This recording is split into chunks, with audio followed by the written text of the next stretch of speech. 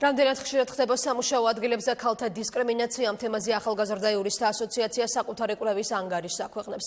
დასკვნის მიხედვით ამ მიმართულებით შრომის კოდექსში რამდენიმე ხარვეზია აღმოჩენილი, რომლებიც დროულ რეაგირებას მოითხოვს. მითითებულია კონკრეტული ფაქტები და შემუშავებულია რამდენიმე რეკომენდაცია სახელმწიფო უწყებების მიმართ. სალომე სონიშვილი ესწრება ანგარიშის პრეზენტაცია. სალომე უფრო კონკრეტულად რას მოიცავს კვლევა და რა ხარვეზებზე საუბრობენ კვლევის ავტორები.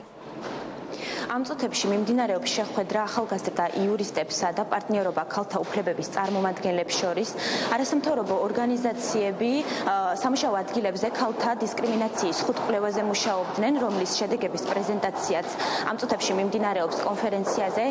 კვლევის შედეგებით დადგინდა, რომ კვლავ გრძელდება ქალთა უფლებების დარღვევა სამუშაო ადგილებზე და ასევე შეინიშნება დისკრიმინაციის ნიშნები გენდერული თანასწორობის ასპექტებში.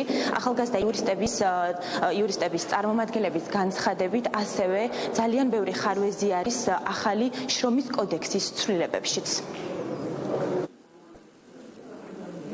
პროექტის ფარგლებში განხორციელდა რამდენიმე კვლევა. კვლევის ფარგლებში იქნა შესწავლილი როგორც სახელმწიფო პოლიტიკის დოკუმენტები, რომელიც ეხება გენდერის საკითხებს, ასევე დასაქმების სტრატეგია, ჩატარდა საჭიროებების კვლევა ცალკეულ ჯგუფებთან მიმართებაში, ქალთა უმცირესობებზეა საუბარი.